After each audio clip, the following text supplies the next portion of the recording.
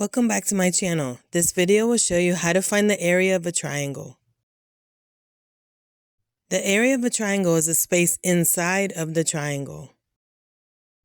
Here's the formula to find the area of a triangle. Area equals half base times height. Just a couple reminders. A equals area, B is the base, the bottom length, and H is height. The height has to be vertical, not diagonal. Okay, here's an example. Find the area of this triangle.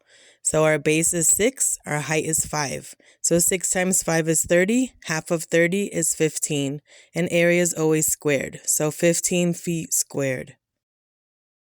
Now you try it.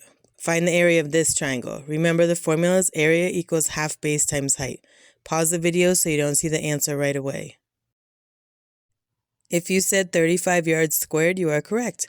Great job. Our base was 7, our height was 10. 7 times 10 is 70, divided by 2 is 35. 35 yards squared is our final answer. Hope this helps explain how to find the area of a triangle. If it did, please like and subscribe. Thanks so much for watching.